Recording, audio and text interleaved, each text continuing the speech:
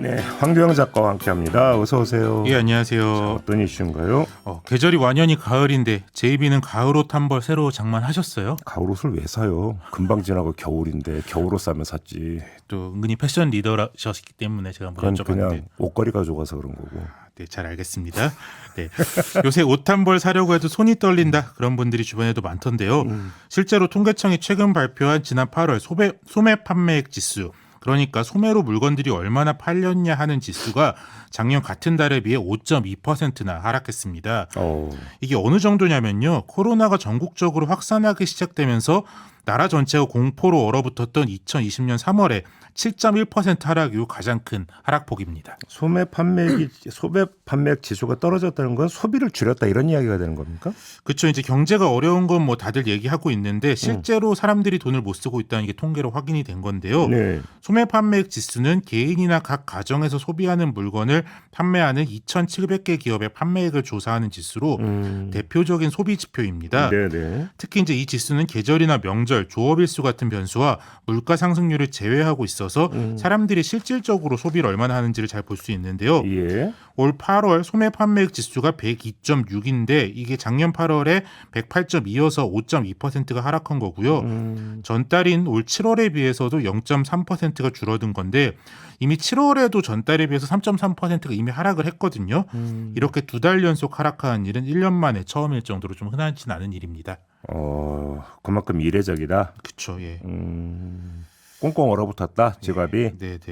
근데 이제 뭐 소비라는 게 매달 써야 하는 돈이 있기 때문에 소비를 5% 줄인다는 게 좀 진짜 쉬운 일은 아닌데요. 네. 그리고 이제 전 국민이 다 평균적으로 5%를 줄인 거니까 아무래도 좀 경제적 여유가 없는 가구에서는 더 압박이 심하다 이렇게 봐야 할 건데요. 네. 가장 소비가 많이 줄어든 부분은 준내구재입니다.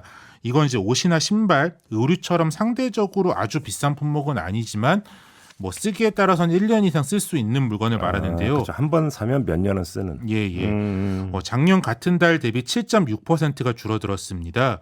그러니까 이제 옷이나 신발을 새로 안 사고 뭐 일단 있는 걸로 어떻게 버텨보고 있다 그런 뜻이 되고요. 네. 또 이제 주로 1년 안에 다 쓰게 되는 비내구재는 5.6%가 줄어들었는데요. 비내구재 중에서도 음식료품은 8.3%로 가장 많이 줄어들었습니다. 그거는 결국 외식도 줄였다 이런 얘기가 되는 건가요? 그렇죠. 옷도 안 사고 맛있는 반찬도 포기하고 외식도 줄였다 그런 뜻인데요. 외식 소비까지 아우르는 음식점 포함 소매 판매액 지수도 5.1% 감소했고요. 네.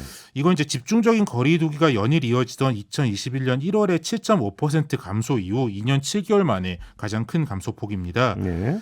그리고 이제 이게 8월 지수잖아요. 8월이면 이제 통상 휴가철이기 때문에 국내 여행도 아무래도 늘어나고 외식 경기가 좋을 거란 기대가 있는데 올해는 좀 그렇지 못했다는 뜻이고요. 네. 소비 심리와 연관성이 높은 숙박 음식점의 판매액이 4.4% 감소했습니다. 한마디로 국민이 쓸 돈이 줄어들었다 이런 얘기가 되는 거잖아요. 그렇죠. 통계청은 최근 이제 지난 2분기 가계 월평균 흑자액 통계도 같이 발표를 했는데요. 이제 가계 2분기 월평균 흑자액은 114만 1,000원이었습니다. 이건 이제 작년 같은 기간보다 18만 3,000원, 13.8%가 감소한 건데요.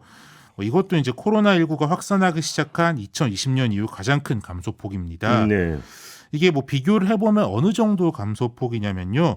그러니까 우리가 이제 기억하시겠지만 2020년 2분기에 총선 전후로 이제 재난지원금을 좀 많이 뿌렸었잖아요. 네네네.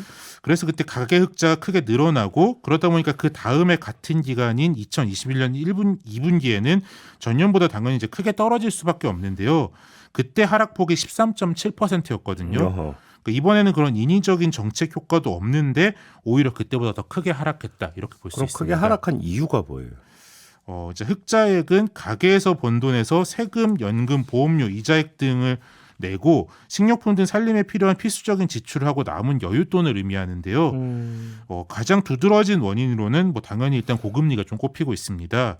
이제 가계 이자 지출 증가액이 작년 같은 기간에 비해 42.4%나 증가를 했는데요. 그렇죠. 예. 저부터도 이제 당장 2년 전에 좀 전세 계약을 할 때 내가 뭐 이 정도는 뭐 이자를 감당할 수 있다. 그 정도 규모로 이제 대출을 했는데요. 이게 이제 변동금리다 보니까 요새 한 번씩 이게 빠져나갈 때 하면 타격이 너무 커서 아 진짜 울고 싶다. 뭐 그런 마음이 좀 들 정도인데요. 네, 그 심정 잘 압니다. 네. 네. 모르시는 분들은 참 좋겠습니다. 아마 모르시는 분들은 거의 없을 거예요. 네, 금수저 그렇죠. 물고 태어난 사람 아니고서는. 네. 그렇죠. 이런 금리 인상과 더불어서 최근 주택담보대출과 신용대출이 늘면서 가계 대출 원금 자체도 좀 늘어나고 있습니다. 금리도 높고 물가도 높고 이중고다 한마디로 이런 거잖아요.